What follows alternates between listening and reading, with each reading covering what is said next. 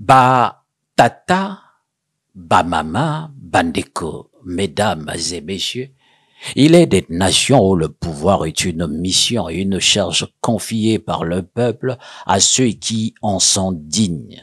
Puis, il en est d'autres où le pouvoir est un patrimoine, un bien de famille que l'on se transmet comme un domaine ancestral, de père en fils, de frère en sœur, de neveu en oncle.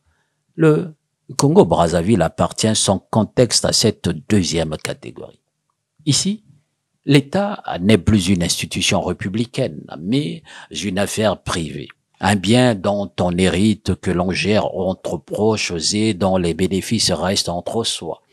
Car, sous la présidence de Denis Sassou Nguesso, le pouvoir n'a pas seulement été conservé avec acharnement depuis des décennies, il a aussi été habilement distribué aux siens, créant un véritable clan d'État où la gestion du pays repose sur un jeu de chaises musicales familiales.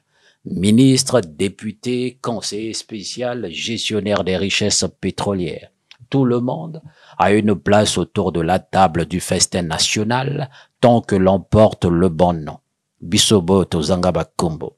Batata, Bamama, Badeko, mesdames et messieurs, quand la République devient une entreprise familiale. Loin de l'idée d'un État démocratique où les compétences priment sur les affiliations, le Congo-Brazzaville a opté pour une gouvernance héréditaire bien huilée. La dynastie Sassou Nguesso en est la vitrine la plus éclatante. Denis Christel Sassou Nguesso, surnommé Kiki le pétrolier, a hérité du secteur stratégique des hydrocarbures avant d'être promu ministre. Le pétrole congolais n'est plus une ressource nationale, mais une rente familiale. Claudia Sassou Nguesso, d'abord conseillère en communication de son père, puis députée, s'assure que le message du clan circule bien. Stella Sassou Nguesso, élue députée à Kintele, ajoute son nom à la liste des membres de la famille qui servent la nation. Et ce phénomène ne s'arrête pas qu'au Sassou Nguesso. Il touche d'autres figures politiques majeures du pays. Jean-Jacques Serge Yombi Opango, fils de l'ancien premier ministre, ancien président de la République, a suivi la route tracée par son père. Mais lui l'est à l'opposition. Bazo Talisa Epe Pasiawa. Jérémy Lissouba, fils de l'ex-président Pascal Lissouba, prouve que même dans l'opposition, la transmission du flambeau familial reste une tradition. Eh bien, d'autres enfants des politiques et militaires. À ce niveau, ce n'est plus un pays, c'est une monarchie sans couronne, une royauté qui ne dit pas son nom. On ne parle plus de démocratie, mais de succession déguisée. Batata, Bamama, Badeko, mesdames et messieurs, le pouvoir, c'est comme le piment. Il brûle les doigts quand on en abuse. Le problème n'est pas que ces enfants de dirigeants veulent s'investir en politique.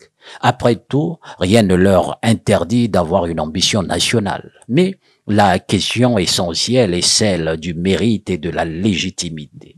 Ont-ils été choisis pour leurs compétences ou pour leur nom? Ont-ils prouvé qu'ils peuvent gérer un pays ou bien ont-ils simplement pris la relève en héritier docile d'un système verrouillé?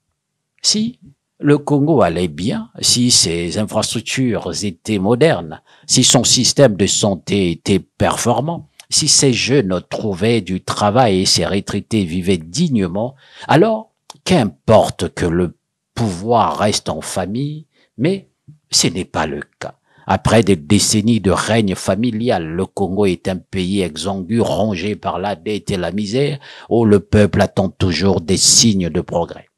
Et pourtant, le clan au pouvoir ne lâche rien. Il continue d'élargir son emprise, multipliant les nominations taillées sur mesure, verrouillant tout accès extérieur. Quand on mange seul, on s'étouffe, dit un proverbe africain. Mais ici, l'appétit semble insatiable. Batata, Bamama, Bandeko, mesdames et messieurs, une famille qui règne, un peuple qui souffre. Pendant que les Sassou Nguesso et leurs alliés se partagent le pays, la majorité des Congolais luttent pour survivre. Les retraités ne sont pas payés, les écoles sont en ruine, les hôpitaux sont à l'agonie. Brazzaville et Pointe-Noire, autrefois fière capitale, se transforment en ville poubelle, livrée à elle-même. Et que dire du pétrole? Le Congo est le 4e producteur d'Afrique subsaharienne, mais il n'y a même pas d'essence dans les stations-service. C'est un comble, un pays qui a sa propre raffinerie, mais où la population doit faire la queue toute la nuit pour obtenir quelques litres de carburant. Pendant ce temps, les privilégiés du régime roulent en voiture de luxe protégés par des cortèges motorisés. Batata, Bamama, Bandeko, mesdames et messieurs, un roi sage sait quand il doit quitter son trône. Le plus inquiétant, c'est que cette politique de l'héritage est un cercle vicieux. À ce rythme, dans quelques années, ce seront les enfants de ces héritiers qui prendront la relève, assurant ainsi une dynastie qui ne se termine jamais. Le Congo n'aura plus de dirigeants, mais une lignée de potentats.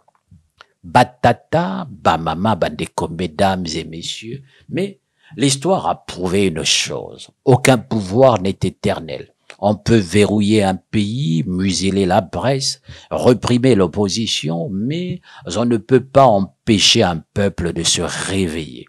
Batata, Bamama, Bandeko, mesdames et messieurs, il faut savoir partir. Partir, car un pouvoir qui ne se renouvelle pas finit par pourrir. Partir, car gouverner, ce n'est pas s'accrocher, c'est servir. Partir, car à force de vouloir tout garder, on finit par tout perdre. Batata, Bamama, Bandeko, mesdames et messieurs, le temps des successions forcées, des nominations de complaisance et du règne familial doit prendre fin. Le Congo appartient aux Congolais, pas à une poignée de familles. Et à ceux qui croient qu'ils peuvent régner éternellement, un dernier proverbe. On peut voler un œuf, on peut voler une poule, mais on ne peut pas voler tout un poulailler sans que les cris ne se fassent entendre. Free Killy TV.